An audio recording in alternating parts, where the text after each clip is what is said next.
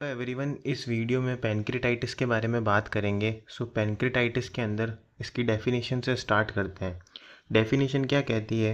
Pancreatitis is the inflammation of the pancreas. Pancreatitis क्या होता है? जो पैनक्रिया होता है हमारे पास, उसके इन्फ्लामेशन को पैनक्रेटाइटिस बोलते हैं। Pancreas is the accessory organ that helps in the digestion of food by releasing enzymes and hormones. कुछ एंजाइम्स होते हैं और कुछ हार्मोन्स होते हैं जो पैनक्रिया रिलीज़ करवाता है डाइजेशन के लिए। ये पैनक्रिया का काम होता है। नेक्स्ट, डेफिनेशन के बाद अब हम लोग बात करेंगे इसके कॉजेज़ की, या फिर किन किन जो भी कॉजेज़ होते हैं, क्या क्या कॉजेज़ होते हैं जिनकी वजह से पैनक्रेटाइटिस अकर होता है एक पर्सन के अंदर। सबसे पहला कॉज है अल्कोहलिज्म। अगर अल्कोहल इनटेक कर रहा है कोई पर्सन तो उसकी वजह से पैनक्रिया का इन्फ्लेमेशन देखने को मिल सकता है। हाइपरलिपिडीमिया, अगर लिपिड का लेवल ब्लड के अंदर हाई है तो उसकी वजह से भी पैनक्रेटाइटिस हो सकता है। हाइपर कैल्सीमिया, अगर कैल्शियम का लेवल हाई है और हाइपर कैल्सीमिया है पेशेंट को तो उसके अंदर भी पैनक्रेटाइटिस होने के चांसेस रहते हैं। नेक्स्ट है बाइलरी ट्रैक्ट डिजीज़। अगर बाइलरी ट्रैक्ट डिजीज़ है तो पेनिट्रेटिंग ट्रॉमा टू पैनक्रिया, अगर कोई भी ऐसा ट्रॉमा है या इंजरी है जिस वजह से पैनक्रिया के अंदर एक पेनिट्रेटिंग होल हो चुका है तो उस वजह से भी पैनक्रेटाइटिस हो सकता है।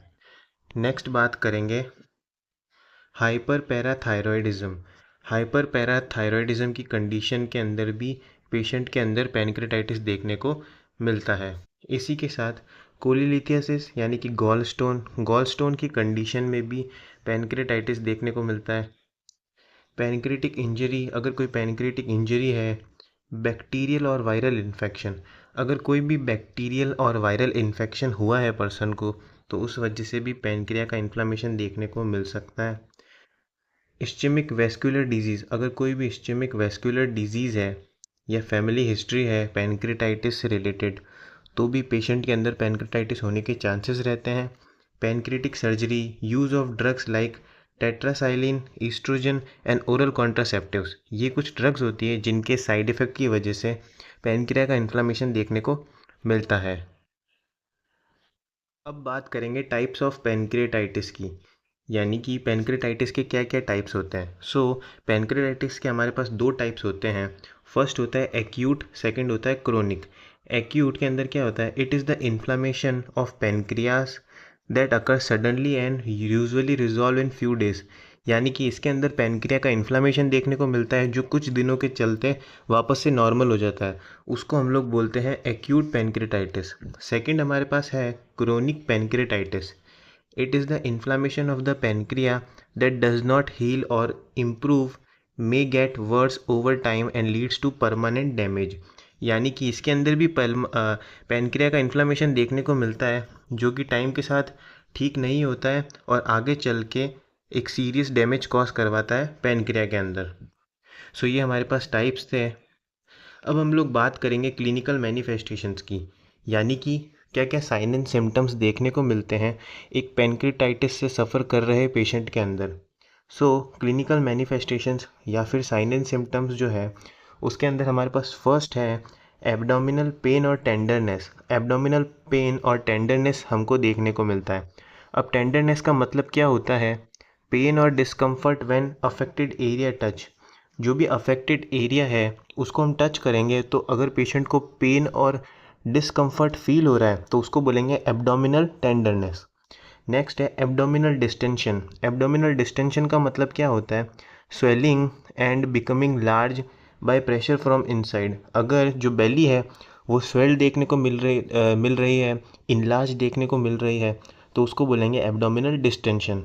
नेक्स्ट, अगर जॉन्डिस हुआ है पेशेंट को, डायबिटीज़ है, वेट लॉस है, एनोरेक्सिया है और इसके साथ कुछ और साइन एंड सिम्टम्स हैं जैसे कि dehydration due to vomiting, dark amber colour urine, hypotension and acute renal failure, ये सारे साइन एंड सिम्टम्स देखने को मिलते हैं पैनक्रेटाइटिस के पेशेंट के अंदर।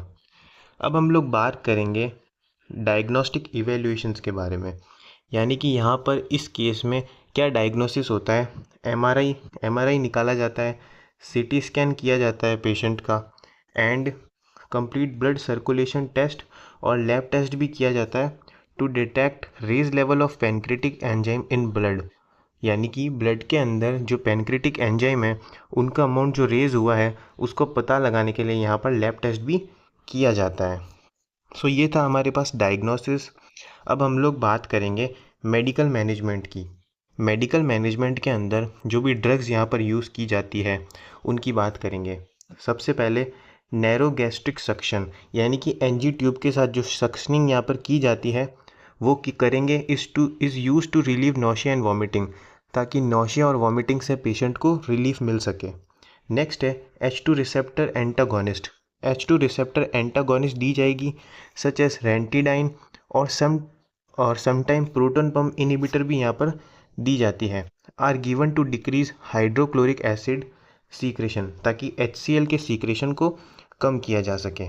नेक्स्ट पेन मेडिकेशंस दी जाएगी हैज़ प्रिस्क्राइब्ड, जो फिजिशियन और डॉक्टर के थ्रू प्रिस्क्राइब्ड की जाएगी। नेक्स्ट है एंटीबायोटिक एज प्रिस्क्राइब्ड, एंटीबायोटिक्स भी दी जाती है पेशेंट को। नेक्स्ट है insulin is necessary if significant hyperglycaemia occur, अगर हाइपरग्लाइसीमिया देखने को मिल रहा है तो उस केस के अंदर इंसुलिन भी यहाँ पर दी जाती है। नेक्स्ट हम लोग बात करेंगे सर्जिकल मैनेजमेंट के अंदर। सो पैनक्रियाटेक्टोमी एक सर्जिकल मैनेजमेंट है जिसके अंदर पार्शियल और कंप्लीट रिमूवल ऑफ पैनक्रिया देखने को मिलता है। एट द एंड अब हम बात करेंगे नर्सिंग मैनेजमेंट की। सो पैनक्रियाटाइटिस के अंदर नर्स के क्या क्या रोल रहते हैं और नर्स जो होती है वहाँ पर यहाँ पर क्या क्या रोल प्ले करती है। एडमिनिस्टर एनाल्जिक्स एज प्रिस्क्राइब्ड, जो भी एनाल्जिक्स है उनको प्रिस्क्राइब्ड जो भी है उनको एडमिनिस्टर करना है पेशेंट को।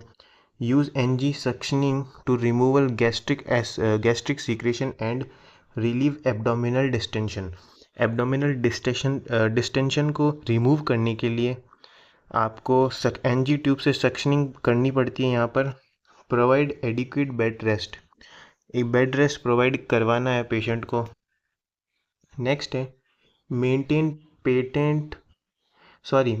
Patient in semi flower position, patient को सेमी फ्लावर पोजीशन प्रोवाइड करानी है ताकि क्या होगा ना, डायफ्राम के ऊपर जो प्रेशर है वो डिक्रीज़ होगा। Assess respiratory status frequently, respiratory status को फ्रीक्वेंटली मेज़र करते रहना है, असेस करते रहना है पेशेंट के। Monitor laboratory test result and daily weight measure करना है पेशेंट का। नेक्स्ट बात करेंगे monitor serum glucose level in every 4 to 6 hours, हर 4 से 6 घंटे के अंदर जो सीरम ग्लूकोज लेवल है उनको मॉनिटर करते रहना है। अवॉइड हैवी मील को अवॉइड करना है एंड एल्कोहलिक बेवरेजेस को भी अवॉइड करना है। मेंटेन स्किन इंटीग्रिटी को मेंटेन करना है। डेली वेट मेंटेन करना है। Assess fluid and electrolyte status, fluid और इलेक्ट्रोलाइट स्टेटस को यहाँ पर मेंटेन करना है, असेस करना है। ऑब्जर्व फॉर एस्काइटिस, अगर एस्काइटिस है तो उसके लिए ऑब्जर्व करना है। Next monitor patient closely for early sign of neurologic, cardiovascular, renal and respiratory dysfunction, इन सभी चीज़ों के लिए मॉनिटर करते रहना है पेशेंट को। Teach patient and family members about the pancreatitis, pancreatitis के बारे में पेशेंट को और उसकी फैमिली को बहुत अच्छे से समझाना है, उन्हें इसके प्रिवेंशन के बारे में भी बताना है। सो आई होप आपको पैनक्रियाटाइटिस समझ आया होगा। अगर आपको इस टॉपिक की PDF चाहिए तो आप टेलीग्राम चैनल पर जाकर सर्च कीजिए NSG लाइब्रेरी और इस टेलीग्राम चैनल की प्रोफाइल को ज्वाइन कीजिए और वहाँ से PDF को फ्री में डाउनलोड कीजिए। And please like, share and subscribe. Thank you.